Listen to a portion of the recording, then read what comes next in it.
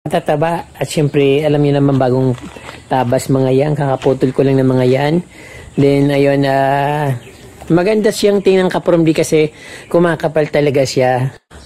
Pero madalas kong chine-check, talagang tinitingnan ko kung ano bang kumakain dyan, bakit ganyan, uka-uka.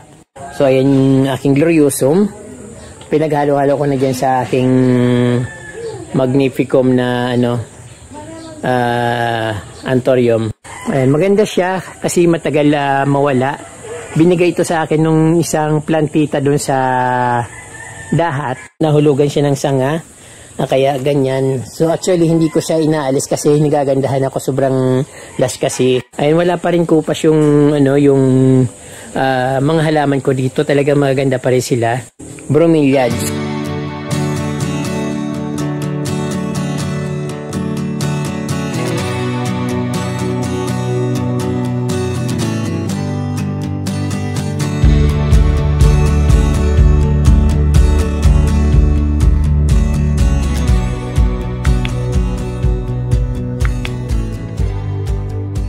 Hello po mga ka-From D at welcome back po sa Certified From D channel, at nandito na naman ulit ako sa aking bakuran, mag-ikot-ikot.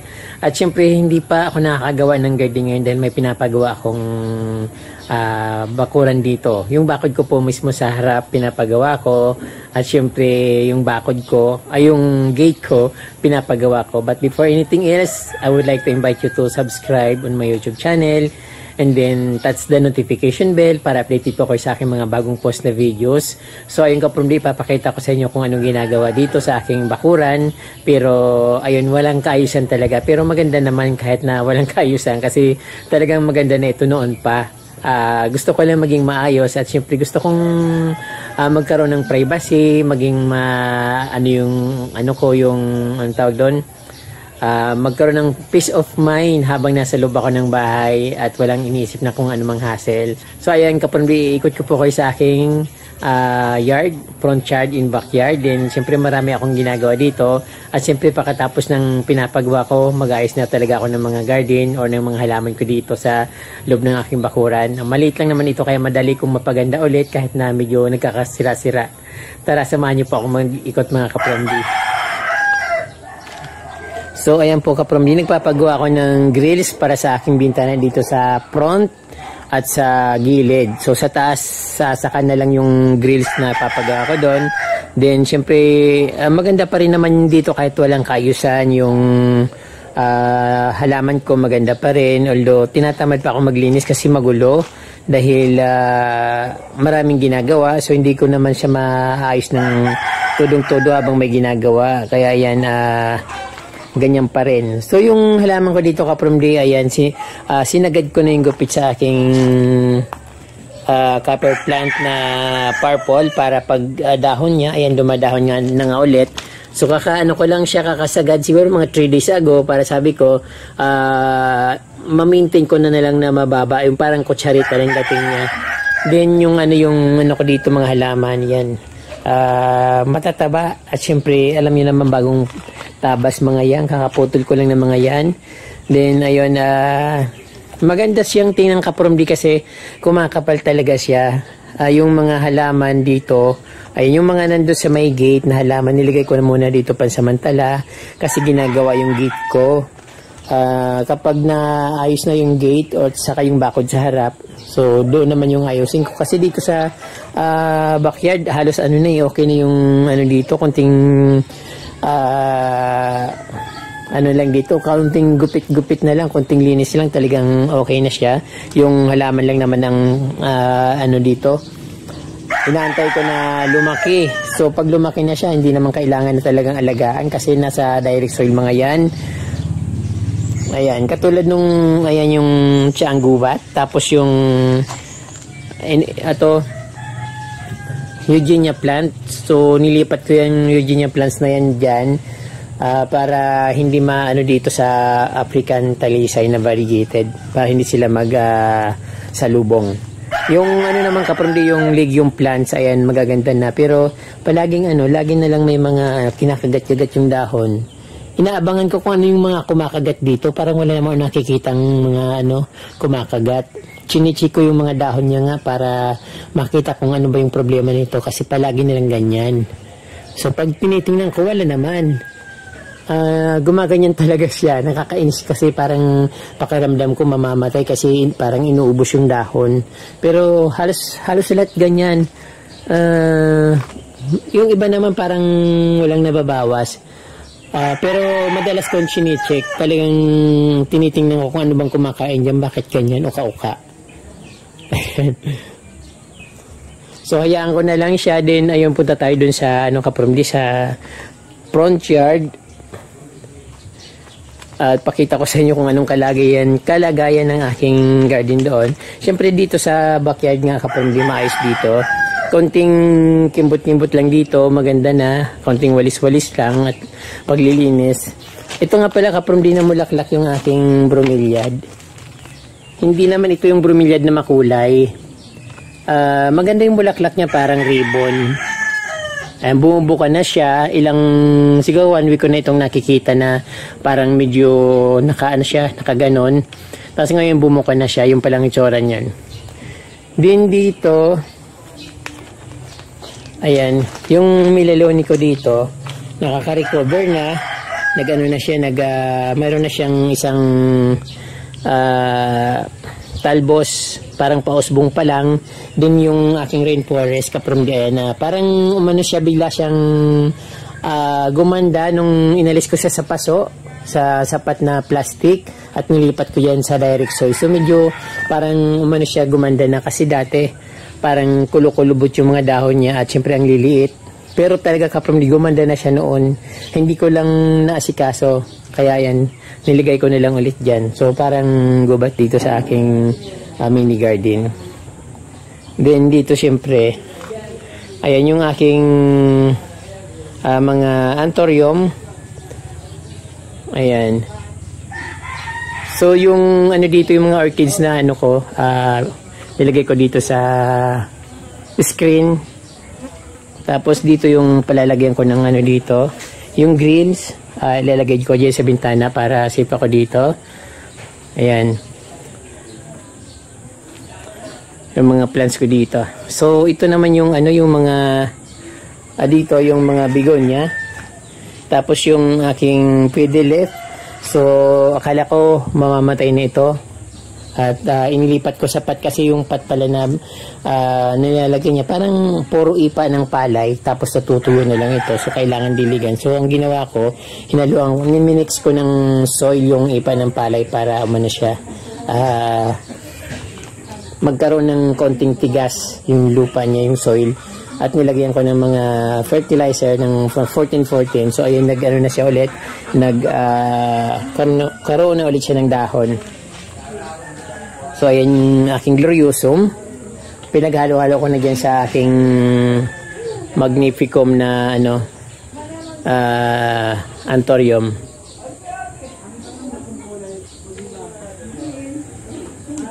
So dito kapromdi, at tinanggal ko yung mga ko dito, yung philodendron na red cherry, saka yung philodendron prince of orange. Pero ito nasa paso din naman siya, kaya lang yung mga ugat niya sa lupa, kaya hindi ko na tinanggal kasi baka mamatay dahil na siya, gumagapang na. Tapos ito yung mga materials na ginagawa ng bayaw ko sa aking gate. At ito na yung lalagay sa gate. Ayan. Kakabit na lang siya, pero kulang pa yan ng parang yung mga parang lalagay yung may mga parang may mga araw-araw na parang hindi siya akitin. Ayan. Hindi pa nga masyadong na welding. Ewan ko lang kung okay na ba itong welding na ito kasi parang hindi siya nakadikit. Yung aking Paraiso Verde. So gusto ko na naman itong putulin kasi pinapaikot-ikot ko na lang yung katawan niya diyan, para kasi maiksi lang yung niya, yung gagapangan, kaya ayun, pinapaikot-ikot ko lang dyan, pero hindi siya masyadong maganda yung pagkatubo niya.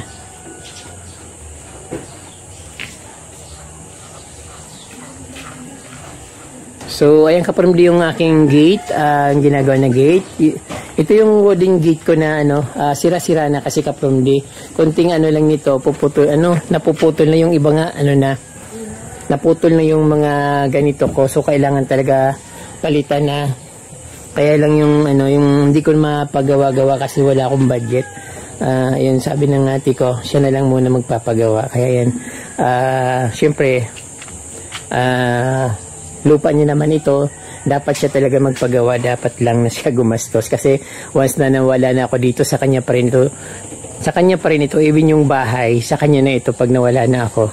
So ayun, yung ko dito, yung yellow bell, napakaganda, dahil bulaklak, tapos yung Mexican Petunia, umaano rin siya, so humahalo na rin yung doon, yung flower niya. Then dito sa baba hindi ko pa masyadong maayos kasi mayroon mga ginagawa dito. Hindi pa nga na tatapos, hindi pa na lalagay yung isang wing ng yung gate. So hope na maano na siya na makabit na kagad para maayos na dito. Kasi yun ang inaantay ko na para maging maayos dito. Yun. Tapos ito yung ko kapromdi, yung Banda Orchids. Ayan, twice na yata ito namulaklak ngayon. Kasi parang last year, nung parang December yata, namulaklak ito. Ayun ngayon, nagulat nga ako kasi bakit bigla akong may nakitang ibang bulaklak. So hindi ko alam na may bulaklak pala siya. Ito pa yung tangkay nung una niyang bulaklak. Oh. Ayan, maganda siya kasi matagal mawala. Binigay ito sa akin nung isang plantita doon sa Dahat. So, binabayaran ko naman pero ayaw niyang tanggapin. Pero talagang binayaran ko pa rin para sabi ko, ituturing ko na sa akin talaga. Pero binibigay niya sa akin. So, ayan. Siyempre yung dito, yung Mexican Petunia, napakagandang tingnan. Yung kulay niya, ayan. Tapos yung mga, sa taas, mga halaman.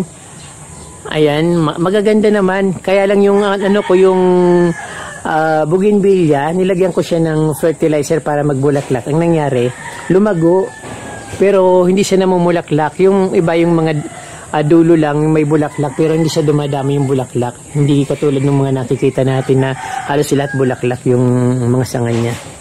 So, dito naman kapromdi yung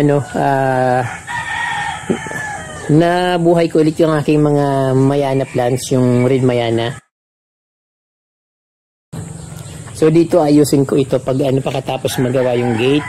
So I think mga na lang dito, gusto ko dito yung mababa na halaman or magtanim ako ng diyan, yung Eugenia plants na ititrim ko para meron akong parang Christmas tree dyan sa harap ng bahay. Yun, ayun. Para lumuwag dito. At syempre yung mga halaman dyan na nasa gate, nilagay ko dyan sa gilid. So later on, kapag natapos na yung yung gate at yung bakod ko, maayos ko na yan. So punta tayo dito sa aking backyard, sa front yard, yung ginagawa ko yung garden dito kapromdi. Ayan, walang kaayusan. At kasi bagong tanim yung halaman ko, ayan, tinatabas ko pa yung mga dahon ng kahoy na malaki dyan. At ayan, nahulugan niya yung ko dito, mga halaman, kaya parang sinabunutan. Pero ayan na, kapromdi yung Eugenia plant na tinanim ko dyan, nagtatalbos na. Then yung ibang pinutol ko na pink lady sa likod, sa backyard, tinanim ko dito. So madali naman siyang lumago. Mga 2 weeks lang yan. Okay na. Din ito yung ko dito, yung Persian shield, nahulugan siya ng sanga, na kaya ganyan. So actually hindi ko siya inaalis kasi nagagandahan ako, sobrang lush kasi masyadong magandang tingnan. Kaya sabi ko, saka ko na lang siya puputulin pag medyo niya tumaas. Kaya lang ayun, nahulugan ng malaki sanga galing dun sa malaking puno. At ayan, ito nga yung ko dito kapromdi, yung Eugenia plant. Ayan, nito, nabiak sa gitna. Nabiak talaga siya. Kaya sabi ko, palitan ko na lang ng halaman para palitan ko na lang ulit ng another Eugenia plants. Kaya lang bibili na naman ako. So, gastos na naman. Nagtatalbos na nga siya kapromdi. Kaya lang ito nga, ang problema, nabiak siya. Nabiak yung pinaka ano niya, tinali ko na lang siya para sabi ko para hindi siya matuloy. Baka just in case na magdikit pa ulit sila at mabigyan ng paraan na hindi siya mamatay. Ayun. May mga crouton dyan ka-promdi. Nilinis ko na yan sa likuran. Sa likod ng mga plants na yan. At syempre yung dito, yung ginagawang bakod. Siguro by this week, malalagay na yung bakod na pinaano ko dyan sa bayaw ko. Pinapalagay ko. Then, ayun, dito sa screen lang. Kasi sa totoo lang, ayaw ko naman ng may bakod na garden. Kasi gusto ko yung maluwag siya. Kaya lang alam niyo naman dito sa Pilipinas talagang dapat may bakod yung mga bahay. Kasi hindi naman ito exclusive subdivision na may nagbabantay ng mga guard. Nasa lang dito ka-promdi sa gilid-gilid, kaya kailangan talaga may bakod yung bahay. So ayun, maganda naman yung mga plants ko dito ka-promdi. Ayun, wala pa rin kupas yung yung mga halaman ko dito, talaga maganda pa rin sila. Ang lang dito ka-promdi yung tinanggal ko na mga croutons, pero madali naman maibalik yon.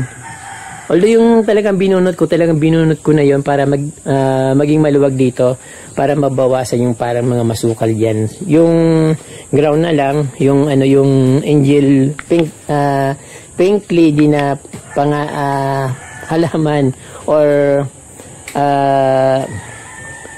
basta parang something na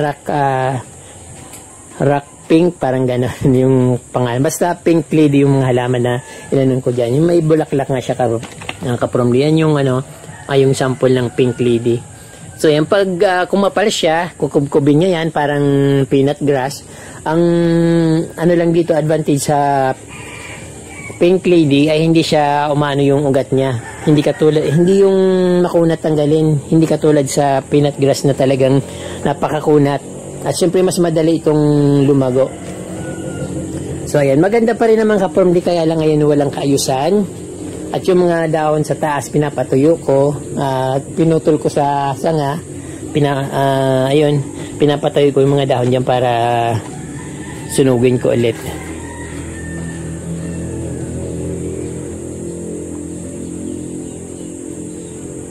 So yun yung mga dito, bromeliad. So i-discuss ko later another vlog ko na yung kung paano ko ito inalagaan, kung paano ko siya diyan tinanim, at syempre reveal ko bakit siya nabubuhay. Very simple lang ka-promdi. Yung mga nagtatanim ng mga bromeliads at yung gustong mag-alaga ng bromeliad, so i-discuss ko yan later ka-promdi sa susunod ko na vlog para at least separate siya. Ayun, magaganda. Kaya lang yung bromeliad ko dito ka-promdi ay lang naman, mga ordinary bromeliad lang yan. Yung dumami lang siya dahil sa mga mga branch na tinatanggal ko. Kaya ayan, medyo parang dumami na. Pero lang yan, konting-konti lang yan ka-promdi, hindi siya marami. Ayun, so magulo nga dito. At nandito pa nga yung pinarada ko dito yung aking motor. Kasi doon sa ko may pintuan, masikip. Hindi makagawa yung bayaw ko na gumagawa ng gate, saka ng aking bakod, saka ng grills. So ayan, ang ganda ng aking pagoda dito na punong-puno ng flowers ng yellow bell. Ayan.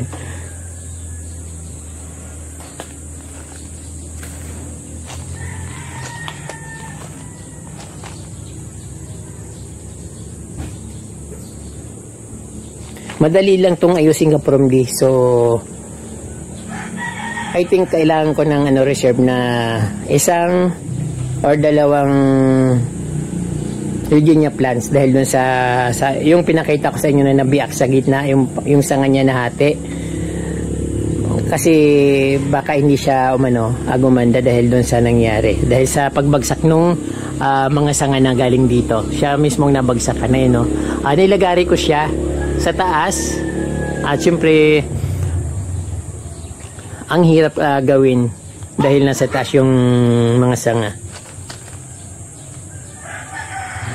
So masikip ngayon dito dahil maraming ginagawa. Balik tayo dun sa likod.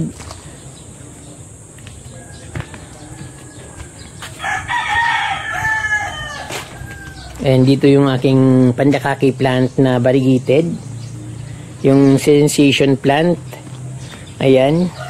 Yung mga ibang halaman na itinabi ko nandito muna. At syempre, sa mga susunod na araw, puputulin ko ulit yung dahon ng or sanga ng mangga para mabawasan yung ano dito. Yung kalat ng dahon. Then siguro tatanggalin ko itong philodendron na ito na gumagapang sa puno ng mangga. Ayun, kasi parang masukal na yung dating niya, para akong nasa gitna ng gubat, although maganda sa pakiramdam or masarap sa pakiramdam, kaya lang parang sobra-sobra na. At syempre maganda yata yung mas malinis yung puno kumpara sa may mga gumagapang. But pag-isipan ko rin kapromdi, kasi ayun, sayang, bago ko siya tanggalin dapat think twice, not only think twice, think 10. Ayan, ayan.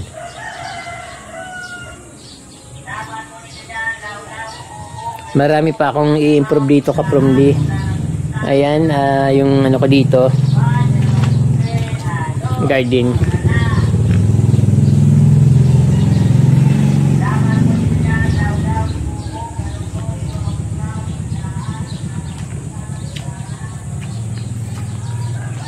So ang gandang pagmasdan ng backyard ko dito. Kaya lang ayan, may mga may ginagawa pa, kaya marami nakaharang. Pero yan lang naman ang dito. Yung gagawin pag nawala na yung yung ginagawang grills, so malinis na naman ulit dito. At syempre from day ito yung yung kamansi, yung maraming philodendron na yun na gumagapang pataas. And na siya, parang malapit na matumba. So hindi ko alam kung kailan siya matutumba. Kasi tuyo na yung puno niya at nahulog ng paisa-isa yung sanga. Pero sa taas meron pang sanga na malaki-laki. Hindi ko alam kung saan siya mahulog, kasi pag tumama siya sa bubong, siyempre malakas ang niya, malakas yung impact. So yung siyempre nakakatakot kasi malaking siya ngayon. Ayun.